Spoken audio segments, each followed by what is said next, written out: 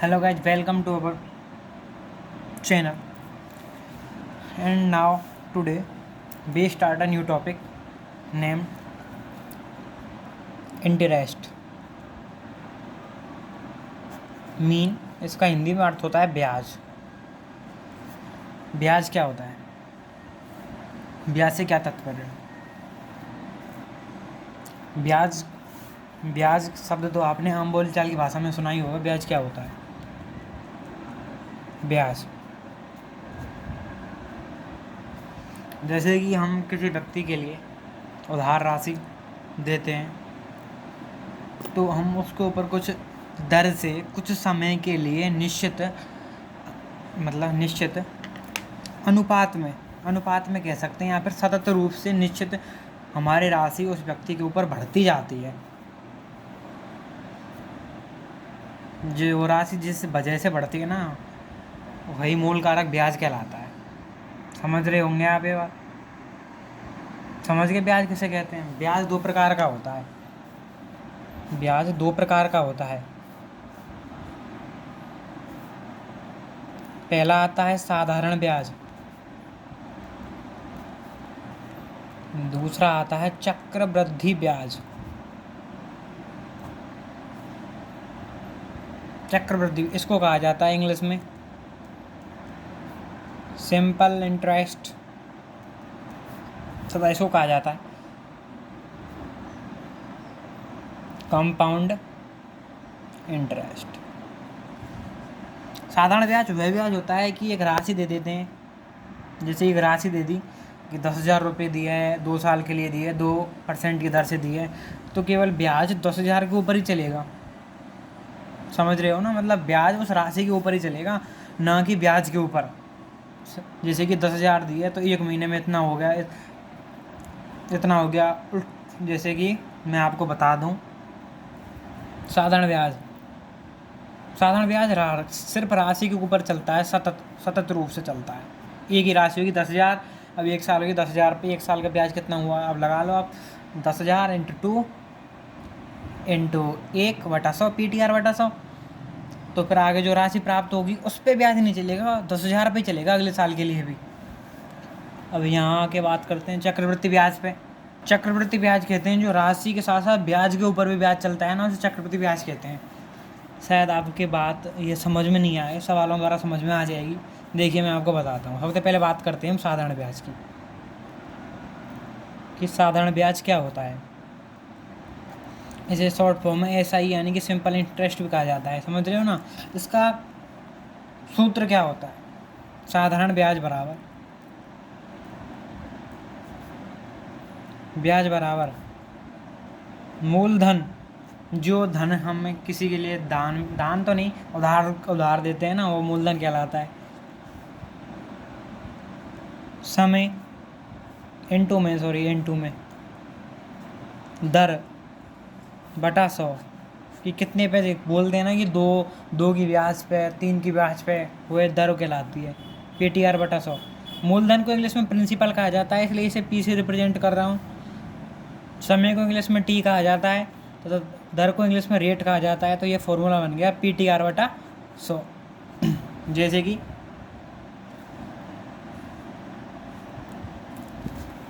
Question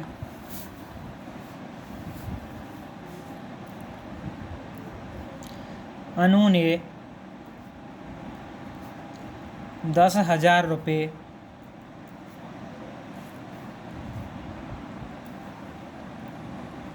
अभी को 2 वर्ष के लिए 2% की दर पर दिए, तो अभी को 2 वर्ष बाद अनु के लिए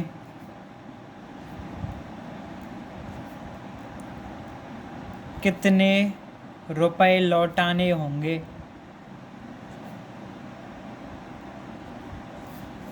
ये क्वेश्चन 2 प्रकार से भी हो सकता है, एक चक्रवृद्धि ब्याज से भी हो सकता है, साधारण ब्याज से भी हो सकता है। पर सवाल में आपके लिए दिया होगा साधारण ब्याज है या चक्रवृद्धि ब्याज है। मैंने सवाल में दिया नहीं है कहीं पर भी कि साधारण ब्याज का फॉर्मूला लगाना है, चक्रवृद्धि ब्याज का फॉर्मूला लगाना है, तो मैं कोष्टक में लिख देता हूँ ऐसा ही, यानी कि सिंपल इंटरेस्ट से करना है आपको ये ना। तो मैंने फॉर्मूला क्या बताया था आपके लिए, 10,000 मूलधन हो गया, प्रिंसिपल, टाइम 2 वर्ष, दर कितनी है 2 की, कितने हो गए 400 रुपये। ये क्या प्राप्त हो गया हमारे पास, ब्याज प्राप्त हो गया, कितने का 400 रुपये का ब्याज प्राप्त हो गया हमारे पास। देखो 2 जीरो से 2 जीरो, 100 दूना 200 दूना 400 ब्याज प्राप्त हो गया। तो अभी को कितनी राशि लौटानी होगी, 10,000 प्लस 4 से कितने लौटाने पड़ेंगे, 10,400 रुपये। शायद आपकी बातें समझ में आ गई होगी मेरे हिसाब से, तो बड़ा आसान सा फंडा है इसका। अब जैसे कि इसी सवाल से समझते हैं कि जैसे कि हमारे पास ब्याज दे रखा हो, ब्याज गिवन हो, दर भी दे रखी हो, मूलधन भी दे रखा हो और समय ज्ञात करवाना हो। तो देखो यहाँ से हम फॉर्मूला उठाएंगे। यहाँ लिख SI बराबर है ना, ये यहाँ पर भी लिख दो साधारण ब्याज है ना। साधारण ब्याज भी हमारे पास दे रखा हो, मान के चलो है ना, दे रखा है। और हमें क्या ज्ञात करना है, समय ज्ञात करना है, समय। तो कैसे करेंगे आपको बता दूं कि मैं, देखो साधारण ब्याज इंटू 100 बटा मूलधन गुणा दर, यानी कि T बराबर, समय को T से रिप्रेजेंट कर रहा हूँ कि T बराबर SI इंटू 100 इंटू PR। देखो यहाँ इजीली बता रहा हूँ। वैसे क्वेश्चन क्या है, SI, वैसे फॉर्मूला क्या है, SI बराबर PTR बटा 100। यहाँ से देखो SI से 100 का गुणा हो जाएगा, कर दिया मैंने, P और R का पक्षांतरण हो जाएगा है ना। तो PR का पक्षांतरण हो जाएगा तो मूलधन व दर नीचे आ जाएंगे, तो ये सूत्र प्राप्त हो जाएगा। इसी प्रकार कहीं पर आपसे दर पूछ रहा हो, रेट पूछ रहा हो, तो क्या फॉर्मूला होगा, रेट पूछ रहा है तो रेट पूछेगा तो ये फॉर्मूला होगा SI इंटू 100 बटा P इंटू T, इस प्रकार ये होगा। अब आपसे मूलधन ही पूछ ले और सब कुछ दे रखा हो तो क्या होगा, तो P बराबर सिंपल इंटरेस्ट इंटू 100 बटा कितना हो जाएगा R/T। समझ में आ गया आपके, इजीली आ गया होगा। जैसे कि ये क्वेश्चन दिया था मैंने कि अनु ने 10,000 रुपये अभी के लिए 2% की दर पर 2 वर्ष के लिए दिए, साधारण ब्याज के जरिए है ना। तो जैसे कि अभी हम मूलधन याद करेंगे इसी सूत्र से। आप सभी को पता है मूलधन कितना था, 10,000 रुपये। 10,000 रुपये निकलेगा, इसे देखना 10,000 निकलेगा। देखो SI कितना प्राप्त हुआ था हमको, 400 रुपये है ना। रेट कितनी थी उसकी, 2%। समय कितना था, 2 वर्ष। और हमें प्रिंसिपल ज्ञात करना है, प्रिंसिपल ज्ञात करेंगे तो P बराबर 400 इंटू 100 बटा 2 इंटू 2, तो P बराबर 10,000 रुपये आ गया। आगे आपकी समझ में। इसी प्रकार देखो दर ज्ञात करेंगे, जैसे कि इसी क्वेश्चन से ज्ञात करेंगे। प्रिंसिपल है ये अपना कितना है, 10,000 रुपये, टाइम कितना है 2 वर्ष, और सिंपल इंटरेस्ट कितना है 400 रुपये।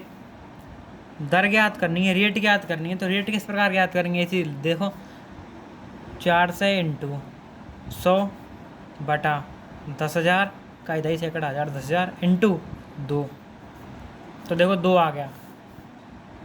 देखो 2 जीरो से 2 जीरो कट गई, 2 जीरो से ये 2 से 4 2 आ गया, तो 2% आ गई दर। इसी प्रकार इससे समय ज्ञात करेंगे। देखो समय ज्ञात करने के लिए टी बराबर वही हो जाएगा 400 × 100 बटा 10,000 × 2 वर्ष का समय आ गया ना। आगे आपकी समझ में, जैसे कि आपके लिए क्वेश्चन देता हूँ मैं। क्वेश्चन निम्नलिखित 735 रुपये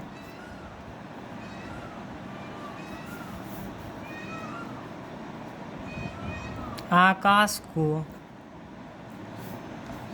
2% की दर से 3 वर्ष के लिए दिए तो साधारण ब्याज ज्ञात करो, है ना। तो ऐसा ही बराबर क्या हो जाएगा 735 × 2 × 3 बटा 100। या आप इसकी कैलकुलेशन कर लेना, समझ गए होंगे आप। आगे आपकी समझ में। अब जैसे कि मैं आपके लिए नॉर्मल फंडे के रूप में चक्रवृद्धि ब्याज समझाता हूँ। जैसे कि देखो, देखना, समझ में आ जाए तो बोलना कमेंट करके। अगली कंपाउंड इंटरेस्ट, चक्रवृद्धि ब्याज। चक्रवृद्धि ब्याज क्या होता है? जो देखो कि मैंने 30,000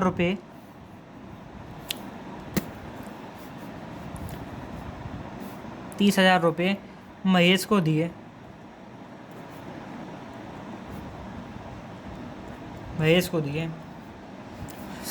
समय दे रहा हूँ इसमें 2 वर्ष का, और दर भी दे रहा हूँ आपके लिए 20% की। देखना कैसे होगा। पहले वर्ष मैं आपके लिए बता रहा हूँ कि पहले वर्ष का ब्याज याद करेंगे हम। देखो, है ना, पहले वर्ष के लिए नॉर्मली बता रहा हूँ, फॉर्मूले से आपको बाद में समझाऊंगा। ये यदि आपको ये कॉन्सेप्ट समझ में आ जाए तो इसी से आपके क्वेश्चन आसानी से हो जाएंगे, है ना। तो देखो 30,000 का 20% कितना होगा बटा 100।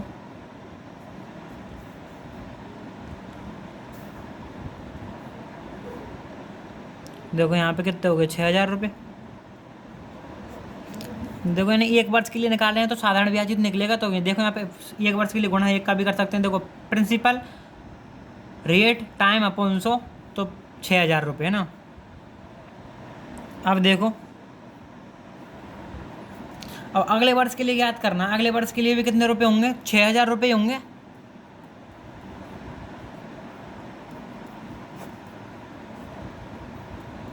ये तो कौन सी विधि से हो रहा है? साधारण ब्याज से। अब चक्रवृद्धि ब्याज में क्या होता है कि जो ब्याज प्राप्त होता है ना, उस ब्याज को मूलधन मानकर उसी दर से आगे के समय के लिए ब्याज ज्ञात किया जाता है। जैसे कि 6,000 का 20% बटा 100, 6 दूना 1,200 रुपये आ गया। यानी कि तो कुल ब्याज कितना हुआ? कुल ब्याज हुआ ये प्लस में, और ये तीनों को जोड़ के जो कुल ब्याज प्राप्त होगा ना, चक्रवृद्धि ब्याज प्राप्त होगा, ये होता है चक्रवृद्धि ब्याज। आज के लिए बस इतना ही। कल आपको मैं यही चक्रवृद्धि ब्याज फॉर्मूले से याद करना सिखाऊंगा कि how to be calculate about compound interest by formula. ठीक है, आज के लिए बस इतना ही। धन्यवाद, मिलते हैं अगली क्लास में।